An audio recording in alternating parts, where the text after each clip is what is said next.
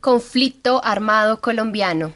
Liceda Hernández, Juan Oyola, Juanita Pardo, Diana Salamanca, María Velázquez. Los pueblos que olvidan su historia están condenados a repetirla. Nicolás Avellaneda. Cronología del conflicto armado de Colombia, actores y hechos. Nos involucra a todos. Basta ya, Colombia. Memorias de guerra y dignidad. El día que mataron a Jorge Eliezer Gaitán, a la 1:05 de la tarde del 9 de abril de 1948, fue asesinado Jorge Eliezer Gaitán, quien se consideraba el más firme candidato a la presidencia de Colombia por el Partido Liberal. Se da origen al Bogotazo, en donde se enfrentaron los dos partidos, liberal y conservador, dejando 3.000 personas muertas y más de 146 edificaciones destruidas. El conflicto ya expresado geográficamente, ni expresado clericalmente, ni expresado metafísicamente. Atención, atención, hoy 9 de abril de 1948. En estos momentos acaban de ser detenidos el doctor Jorge Eliezer Gaitán. Mataron al padre de Colombia. Yo no soy yo personalmente, yo soy un pueblo que me sigue, porque se sigue a sí mismo cuando me sigue a mí, pero es interpretado.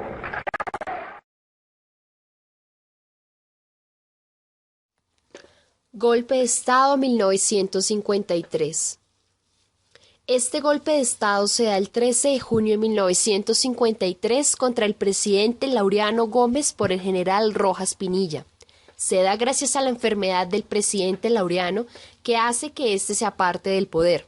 Delega sus funciones a Roberto Urdaneta Arbeláez, pero sigue controlando el gobierno desde su lecho enfermo, usando como emisarios a sus hijos Álvaro y Enrique Gómez Hurtado. Hechos que duelen en la memoria.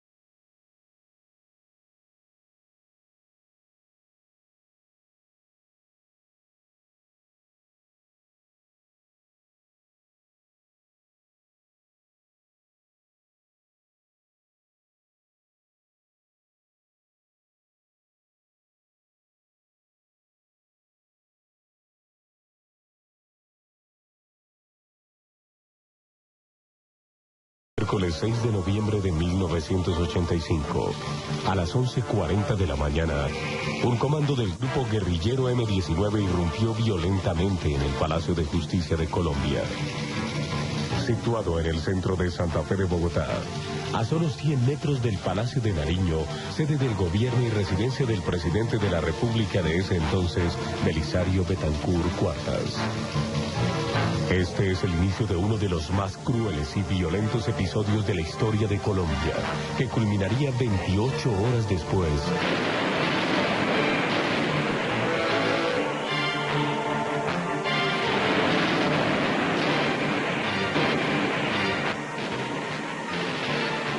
El M-19 inicia la operación Antonio Nariño por los Derechos del Hombre, Unos 35 guerrilleros del M-19, entre hombres y mujeres, entran por el parqueadero del sótano del Palacio de Justicia en 2 camiones llenos de armas y explosivos, aprovechando la escasa vigilancia que hay ese día. Se calcula que hay unas 500 personas a esa hora en el Palacio de Justicia.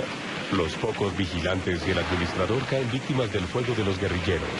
La policía, el ejército y otros organismos de seguridad acuden al Palacio de Justicia sin saber muy bien qué está sucediendo. En ese momento, solo el M-19 sabe cuál es el objetivo de ese operativo. Se trataba de ponerle una demanda jurídica al gobierno, al presidente, por incumplimiento de unos acuerdos públicos en donde estaba su firma. Y entonces la operación era básicamente presentar esa demanda jurídica y defenderla ante la Corte Suprema de Justicia y ante el país. Y por tanto colocamos también los principales cuadros, abogados y juristas que tenía el M-19 en ese momento con las armas al hombro. El 9 de marzo de 1990, en la vereda de Santo Domingo, se logra culminar con éxito el primer proceso de paz negociado con un grupo guerrillero, el M-19. Uno de sus principales requisitos fue la convocatoria a una Asamblea Nacional Constituyente. Durante el encuentro, el M-19 entregó 280 armas donde habían fusiles, carabinas y pistolas. Después de la desmovilización, el M-19 se convirtió en el grupo Alianza Democrática M-19. Después de la firma del acuerdo, los miembros recibieron indulto por parte del gobierno, quedando así subsanados sus delitos. Para los expertos se trata del proceso más exitoso de desarme de un grupo armado ilegal y su inclusión en el sistema político colombiano. Algunos líderes del M-19, como el senador Antonio Navarro Wolf y el alcalde de Bogotá, Gustavo Petro, han sido elegidos para importantes cargos de elección popular en el país. Las Fuerzas Armadas Revolucionarias de Colombia, Ejército del Pueblo o FARC, surgen oficialmente en el año 1964 y tienen como objetivo establecer un Estado socialista en Colombia. Entre sus acciones más comunes se encuentran narcotráfico, minería ilegal y en acciones terroristas como implantación de minas antipersona. Entre los líderes más representativos de este grupo armado se encuentran Manuel Marulanda Vélez, Alfonso Cano, Rodrigo Londoño Echeverry, alias Timochenko y Raúl Reyes. En 1964 nace el ELN inspirado en la Revolución Cubana en 1959.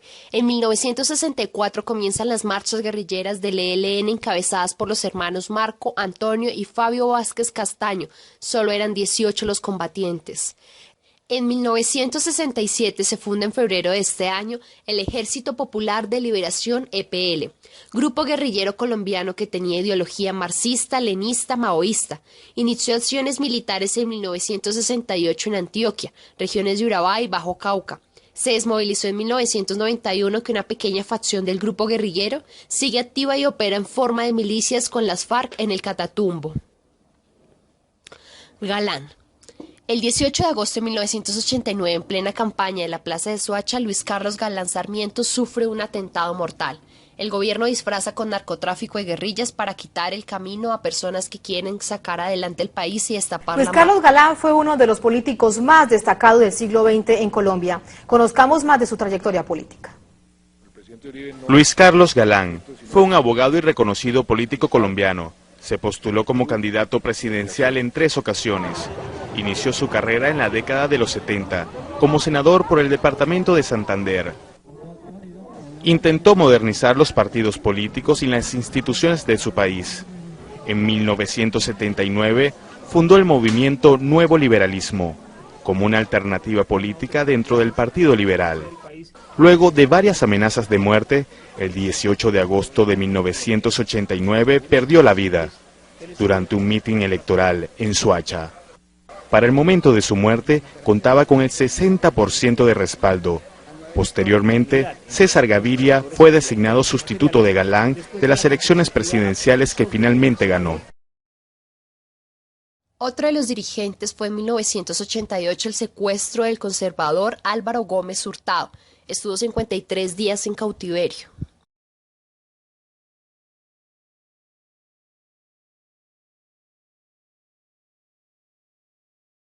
Nos borraron el disquete de la historia, ¿sabe? Se fue esa información. Entonces nos toca partir de una construcción hacia adelante. Eso nos genera problemas en las raíces muy graves, pero también nos da la libertad de configurarnos como a nosotros nos provoque, en últimas. pero no tenemos una determinación histórica. Ahora bien, haremos un recuento de los presidentes de Colombia y sus hechos más relevantes durante el conflicto armado colombiano. Durante el gobierno de Belisario Betancur 1982-1986, el resultado del gobierno es malo, ya que Belisario recibió un país con guerrillas débiles y la entregó con guerrillas fortalecidas. Por otra parte, hay un nuevo enemigo del país, el narcotráfico. El siguiente fue Virgilio Barco Vargas, 1986-1990. Barco plantea como solución al conflicto una reforma constitucional. Otros hechos como Luis Carlos Galán Sarmiento, que es asesinado el 18 de agosto de 1989. Los grupos paramilitares que se originaron del narcotráfico reciben orden de Pablo Escobar de detener enfrentamientos contra la guerrilla. Andrés Pastrana Arango, 1998-2002. En el 2002, las AUC asesinan a 19 campesinos en Yamural, Antioquia. También ejecutan la masacre del Salado asesinando a más de 100 personas. Se da la zona de extensión en los municipios de Meseta, La Uribe, La Macarena, San Vicente, entre otras. La candidata a presidenta Ingrid Betancourt y su compañera Clara Rojas son secuestradas por las FARC. Se inició un proceso de paz sin cese al fuego. César Augusto Gaviria Trujillo, 1990-1994. Gaviria materializa la reforma constitucional Movimiento de la Séptima Papelera. Con la propuesta de la reforma se consigue la desmovilización de 7 grupos armados, entre esos el M-19, EPL y Quintín-Lam. Surge como líder político Carlos Pizarro, quien gana mucha popularidad con la Alianza Democrática M-19, pero es asesinado el 26 de abril de 1990. Ernesto Samper Pizano, 1994-1998. Los grupos armados aprovechan la coyuntura política para fortalecerse. Las FARC disparan contra el avión de la Cruz Roja donde viajaban 30 civiles y personal. El dirigente conservador Álvaro Gómez Hurtado es asesinado por sicarios el 2 de noviembre de 1995. Presidencia de Álvaro Uribe Vélez, 2002-2006, reelección 2006-2010. Su política de seguridad democrática practica el involucramiento de la población civil en el conflicto armado, desconociendo el derecho internacional humanitario. Se están investigando masacres, chuzadas, asesinatos, compra de votos y demás delitos que estarían a nombre del expresidente Uribe. El paramilitarismo durante su gobierno aumentó en un 80%. Claro que fue conocido por la Operación Jaque. Fue una misión de inteligencia militar de rescate basada en la política de seguridad democrática. En la Operación Jaque se utilizaron 2 helicópteros militares con características y emblemas del Comité Internacional de la Cruz Roja para simular una misión humanitaria. Gracias a una fascinante mezcla de inteligencia, análisis de información, juegos de roles, coordinación y disciplina, se logró realizarlo. La ONG funciona desde el año 2008. La Organización Humanitaria Colombianos y Colombianas por la Paz sirve como uno de los mediadores en el conflicto armado en Colombia.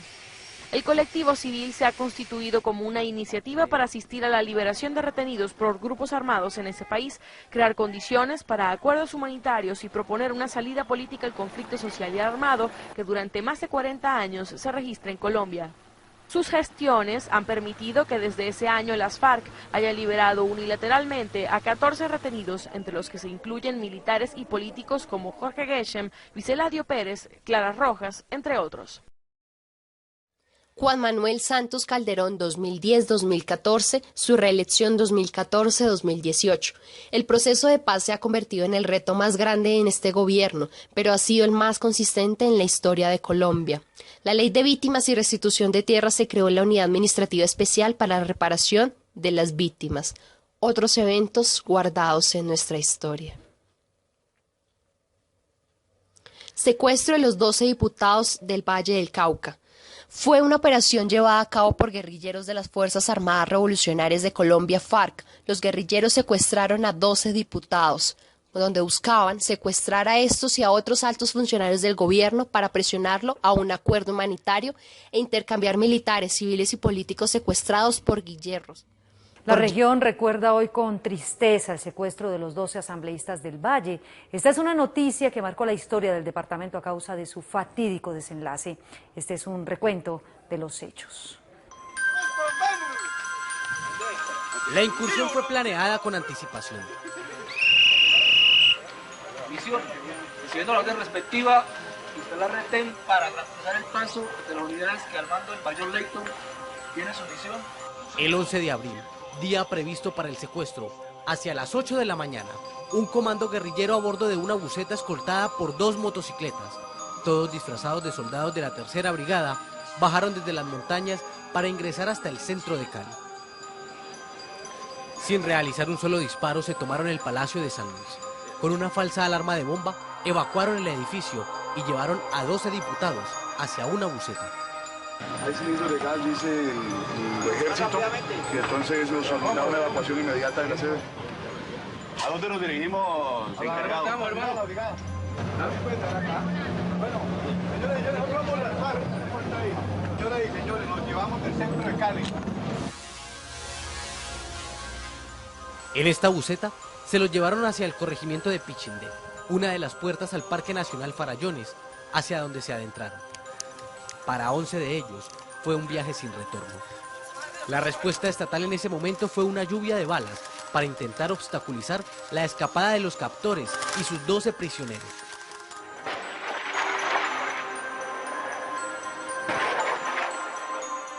Pero de nada sirvió. Desde entonces, los diputados hicieron parte de la llamada lista de canjeables en poder de las FARC. Ya en la selva, el clamor de estos retenidos fue solo uno. Frente al gobierno, pienso que pasará la historia por su afán reeleccionista y por su indolencia e incapacidad para liberar a los secuestrados. Lástima. Se cansaron de rogar por un intercambio humanitario. Al señor presidente Álvaro Uribe y a las FARC les pido ceder en sus posiciones, sentarse en una zona a dialogar y poner buen término a este duro flagelo de secuestro según el derecho internacional humanitario. 11 de ellos murieron esperando esa negociación. El día 18 de junio del 2007, los hombres fueron asesinados. 3 meses después, los cuerpos fueron entregados a una comisión de la Cruz Roja. Solo uno de ellos sobrevivió, Sigifredo López, quien fue liberado en febrero de 2009.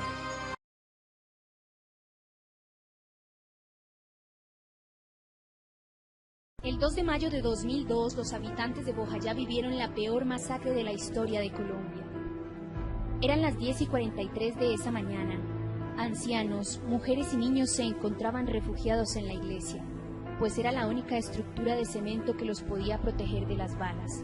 Cuando el estruendo retumbó en el templo San Pablo Apóstol del caserío de Bellavista, cabecera municipal, 119 personas destrozadas por un cilindro bomba lanzado por las FARC en medio de un combate con los paramilitares por el control de la zona.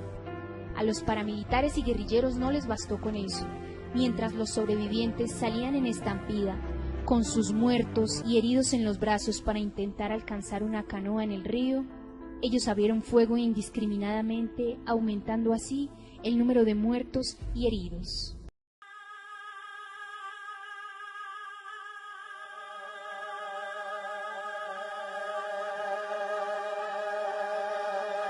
Yo lamento que situaciones como estas se presenten, pero ante todo, yo creo que se está evitando un mal mayor con una incursión como esta, dura sí, fuerte sí, difícil que el país la entienda, no tiene aceptación de ninguna manera, pero yo creo que las cosas que se impiden con acciones como esta, a largo plazo son muchísimas.